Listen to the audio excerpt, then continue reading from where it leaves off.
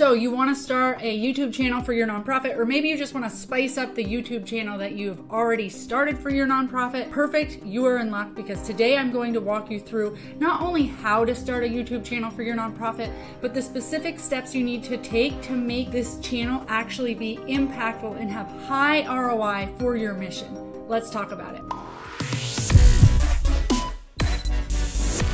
Welcome to episode 69 of For Purpose Live, where I help you get clear, get focused, and be impactful by showing you how to step fully into that calling that you've been given without taking on that common narrative that nonprofits need to struggle. That's right. Together we can get you in your sweet spot using your strengths and your talents to serve this world simply by living for purpose, on purpose. I'm your host, Rebecca Britt, and today we are talking about starting a YouTube channel for your nonprofit. Now, I've already done a whole video on why you should start a YouTube channel for your nonprofit. So if I've convinced you there, or you're already convinced, you are in the right place, because now we're getting into the actual practical steps. Now, if this is your first time to this channel, I want to let you know that I have completely reinvented the strategic planning process. I know strategic planning can be boring, and a lot of times we write these long, lengthy plans and we don't actually look at them again until the end of the year or something. But no, I like a practical document that gets you focused and clear on exactly what you're trying to achieve. So in the impact roadmap,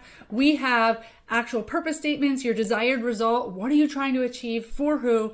We articulate KPIs, key performance indicators, for how do we measure success? How do we know that we're being impactful? Not just how much, but how well, and is anybody better off? And then key activities, how are we going to get there? It's really quite simple. I've narrowed it down for you. You can check it out at forpurposelive.com/impact. All right, so the first thing I'm going to tell you to do when starting your YouTube channel is start a planning document. I love being productive and actually like having working meetings and getting things done. So go ahead, start a Google Doc right now while you're listening to this and start writing out some of this. And by the end of this video, you may have a good portion of your YouTube channel strategy fleshed out. All right. So the first thing you're going to do is start with purpose. This is For Purpose Live. I start everything with purpose.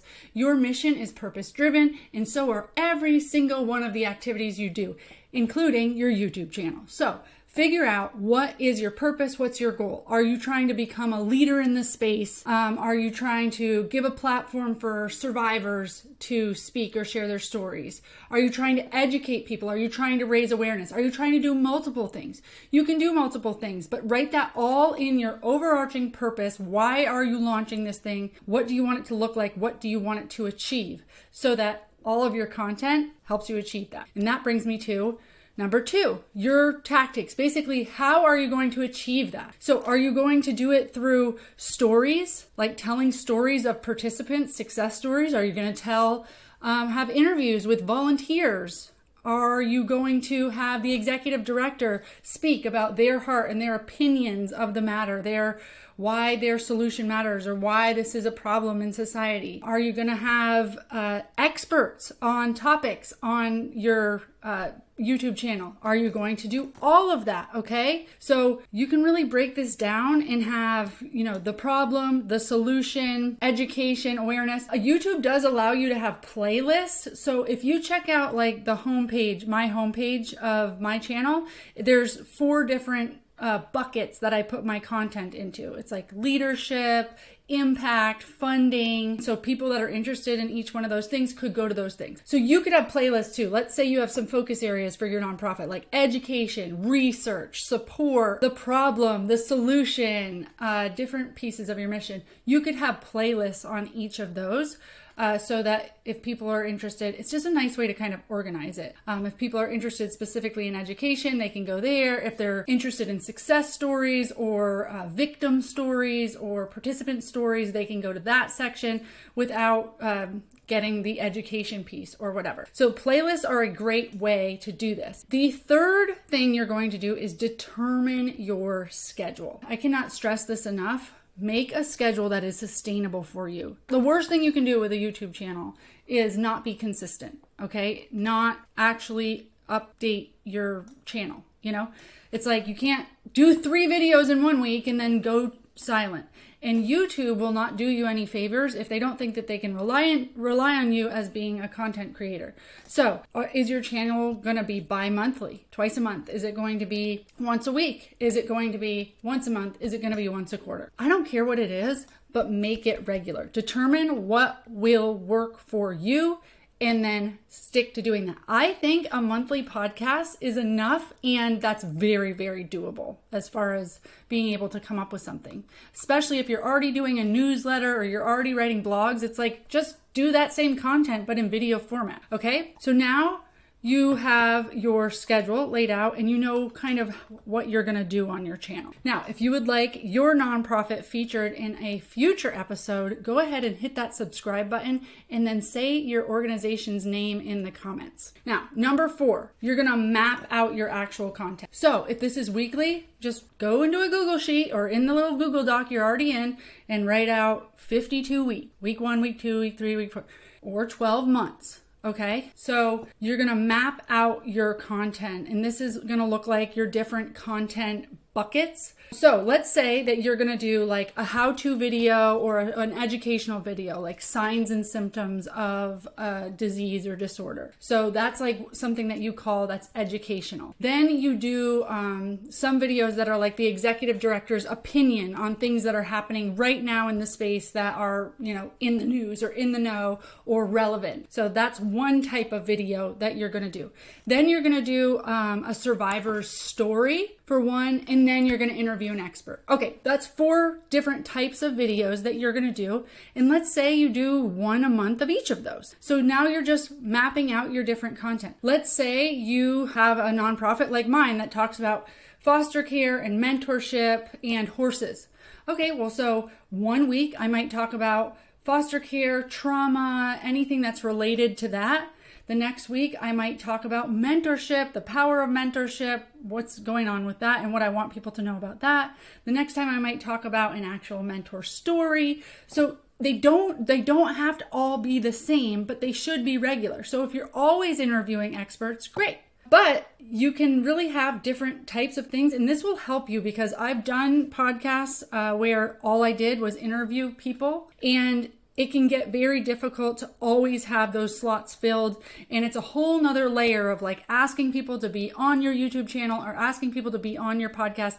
I use YouTube and podcasts interchangeably because all I do is shoot on YouTube and then pull the audio away to have my podcast, because you might as well just shoot something once and have it work for all platforms. So having interviews is great, but having weekly interviews is a lot more work. It's much easier for me to just press play and start talking to my computer than it is find somebody to interview and understand about them and understand the questions to ask them and all of that, right? If you're an executive director or a founder or you have volunteers and staff that are very passionate about your topic, it should be easy for them to come up with things to say about it. So you're gonna map out your content buckets and then plug those into actual weeks or months. So January will be about this, February will be about this, March will be about this. Map it out, okay? So now that you have your content mapped out, you are going to create your workflow. So when are you doing what, and what are all the things you want to do? So if you know that you want to do a monthly podcast, then, or a monthly YouTube channel episode, right? What you want to do is, what day are you going to do that? Are you going to do it the first Monday of the month? Are you going to do it the second Wednesday? Are you going to do it the last Wednesday of the month? Doesn't matter. Choose the date. Okay. And then that's the date you're going to do it. Then work backwards. When do you need to have the content shot? When do you need to have the interview person identified and signed on or onboarded? When do you need to have your script written out? If you're going to do a script, you don't need to do a script. So this is literally a workflow, and how we do our workflows is another Google Doc, and you just write out the process that you're going to do every time. But what's so important is in that process, the whole team or whoever you have helping you, volunteers, can understand the process, can be given roles and responsibilities, which we'll talk about. But we also, it's like, what else are we going to do, right? Because we don't just shoot the podcast episode. So for my workflow, I also have, like, once I've done the episode, I then need to send an email out to all of our subscribers that there's a new episode out, and I tell them a little bit about the topic and here's a new episode. I load it as a blog onto my website. I create social media around it. I create some reels around it. You can chop up your long form 20-minute or whatever, doesn't matter how long they are. They can be 7 minutes, they can be 45 minutes, however long you want to do them. But you can chop up your long form into short form if you want. So if that's something that you're going to do because you want to maximize your content, great. Just make sure that it's in the workflow, that once the video is shot, that you chop it into however many videos and you load them into your scheduling platform or whatever you do. What are you going to do to promote each episode? Are you going to post it on Facebook? Like what are the things you need to do? You also need to think about creating your thumbnails, which we'll talk about in the next thing. So the next thing that you need to do is assign roles. So who's doing all this? I know. So whoever is doing it all needs to be assigned their roles, and you need to think about all the things and what can you delegate and what can you outsource, okay? So if you do have a volunteer that's really good at editing, then maybe they will edit. You need somebody to help you make the thumbnail, which is like, it's the thing you clicked on to watch this video. It's the image that grasps people's attention. Now, I will say, if you want to really maximize your channel, thumbnails, there's like a whole science to it. So if you can get somebody that's really good in Canva, really knows a lot about thumbnails to create them for you, if you're not great in Canva, then I would say it's worth it.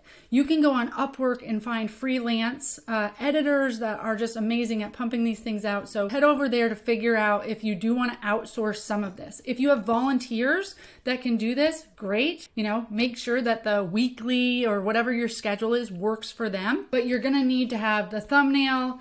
As far as like writing out like YouTube descriptions and titles and taking your YouTubes and creating them into blogs, honestly, I use ChatGPT for a lot of that. So you can ask ChatGPT to do a whole script on something. You can take your script. So I'm shooting this in something called Loom right now. I decided a long time ago that it was way too much work for me to like set up a camera or set up my iPhone and then transfer the file. Why I love Loom is it shoots me directly sitting at my computer. I can have a document on my computer that I can reference. But what's beautiful about it is once it's done, it just has a link. So I can share the link with an editor and they can go download the file and have the video file. And it's not like me transferring all these big files and wasting my time doing that. So think about how you're going to do that. But what's nice about Loom too is there's a transcript. It auto generates a transcript. So you can literally copy and paste your whole transcript, put it into ChatGPT and say, write a blog post using this transcript. And then it will be your voice and your tone and all the topics you wanted to hit on written into a nice blog post that you can then bring over to the website. Maximizing your content, right? Especially the content, like the thing that sucks about ChatGPT is it's not you. Like I have an innovative program with my impact roadmap, or I have an innovative program with Stable Moments, my nonprofit, and you can't get ChatGPT to talk about an innovative idea because it's going off of previous ideas, right? So this is one way to get ChatGPT to use your tone and your information by feeding it things you already talked about, a transcript of this YouTube channel. So go ahead and think about who's doing what. Is that reliable? Is that sustainable? What are you doing and what are volunteers, people on your team or outsourced people doing, and assign those roles. Put that right into the workflow that you created. The next thing you're going to do is record episodes in advance. I am not good at this. Okay, I am like recording this now and you'll probably see it in 2 days, but it is not the way you're supposed to be doing it. Okay. So at least in the beginning, which I did do this in the beginning, record a bunch of your episodes. So if you're going to try to do, one talking head video like this, and then another one where you Zoom with a, an expert or a volunteer, try them out, record them, several of them, all the different types before you ever even launch your YouTube channel to make sure like, is this feasible? Is this a bunch of work? Maybe you don't want to do interviews, like learn a lot from that process. But also you can say, hey, we're launching a podcast when you're ready to promote it. And for goodness sake, that they are at least going to get 12 episodes because you've already recorded those. Okay. So do it right, record them prior to even launching. Now, if you're like, how many do I need to have before I launch? I don't know. I would say at least 3, but I would love for you to record 6 to 12. Feel good about it and have them in the bank and know that they are dropping when they drop. This will help you really get ahead and have some strategy for your content and make you have some confidence about, sweet, I can get work done and it'll last me a whole good 6 months. Now, the next thing you're going to do is execute that workflow. So now you're ready to just execute exactly what you said you're going to do. Go through the workflow. Is it working for you? Are you recording? Are you sending it off to the people? Are the volunteer or whoever's helping you, are they doing it? Are they doing it well? Is there any parts of the workflow that you missed? Update the workflow. There needs to be systems and processes for things like this to work. But I'm telling you, the quicker you get good systems and processes, you're going to be like, man, this actually has a really nice rhythm to it and we're able to keep up with it. And you'll see that it actually helps you. It should just go into your greater communication strategy. It can be your only communication strategy, really. All of your topics that you're talking about on your podcast should be what you talk about in your e-news and should be what you talk about on your social, okay? So execute the workflow and then refine it however you need to make sure that it is literally reflective of what you do, okay? Now you're gonna promote. The next thing is promote it. So you wanna create a buzz around this, right? So start letting people know, hey, we've got a podcast coming. Hey, I know that you've been dying to get some of your questions answered. Hey, these are the most common things that we hear from our community. This is what we hear, our problems. This is the questions that we get, and we're doing a podcast to answer all those questions, whatever. However, you don't need to be answering questions, but whatever the purpose of your podcast is, get it out there, start talking about it, do drum roll please, something big's happening, it's on the way, all that type of stuff to really start getting it out there. Another way that you can promote it is go be on other people's podcasts. So this is great. If you can get some visibility or some airtime on other people's podcasts in the space, then and say, hey, we have our own. What's great about that is you are getting people that already like to listen to YouTube or already listen to podcasts to tune in. I feel like I learn about YouTubers and podcasts often through other YouTube channels and podcasts. So that's a great way to get yours out there. Because again, it can be a little sad when you start your channel and you start uploading and you get 3 views and you're like, that was a lot of work for 3 views. And I'm just here to say, keep at it, because some of my videos still only have 36 views.